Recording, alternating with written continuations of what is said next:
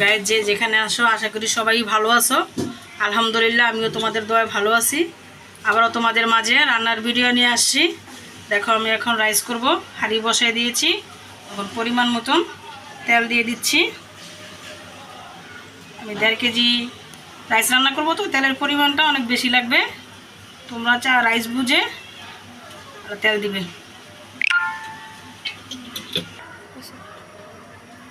পেঁয়াজ তো পরিমাণ বুঝে দিবে। দেখো পেঁয়াজ দিচ্ছি, দেখো তেল দিয়েছি, পেঁয়াজ দিয়েছি, তার সাথে এলাচ, চাল, তেজপাতা এগুলো সব দিয়ে সুন্দর করে ভেজে নিবে। কলার পেঁয়াজটা যখন বাদামি কালার হয়ে যাবে, পরিমাণ মতন আদা রসুনের পেস্ট দিয়ে দিবে, দিয়ে এটাকে অনেক সুন্দর করে ভেজে নিবে। দেখো কলার চালটা এখন দিয়ে দিচ্ছি আমি। সুন্দর করে আগে ধুয়ে ছেঁকে নিয়েছি। ছেঁকে নিলে তোমার পানিটা থাকবে না, বাছতে অনেক সুবিধা হবে। দেখো একেবারে সুন্দর করে ভেজে নিব চালটাকে।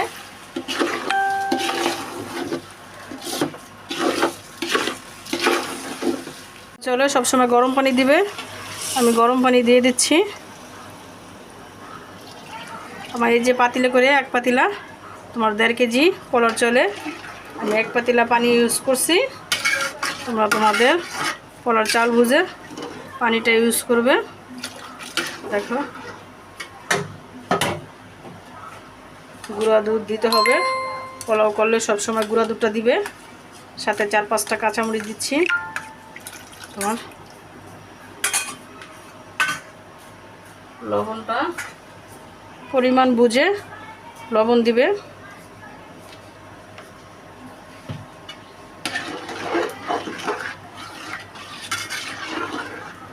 আমার পোলাওটা হয়ে গিয়েছে, এই দেখো কত সুন্দর এবং জর্জরা হয়েছে। পানির পরিমাণটা যদি তোমরা ঠিক রাখো তাহলে সব সময় পোলাওটা একদম জর্জরা হবে। দেখো আমার পোলাওটা সুন্দর মতন হয়ে গিয়েছে। এখন আমি ঘি দিয়ে দিব, 4 চামচ ঘি দিয়ে দিচ্ছি। তোমরা তোমাদের পরিমাণ বুঝে ঘি দিবে। সাথে পেঁয়াজ বেরেস্তা দিচ্ছি। দেখো পেঁয়াজ বেরেস্তা করছি, বেরেস্তাটা অনেক সুন্দর হয়েছে কালারটা। দেখো পেঁয়াজ বেরেস্তাটা দিয়ে দিবে।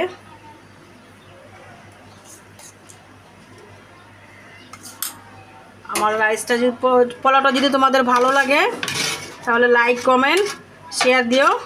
আল্লাহ হাফেজ।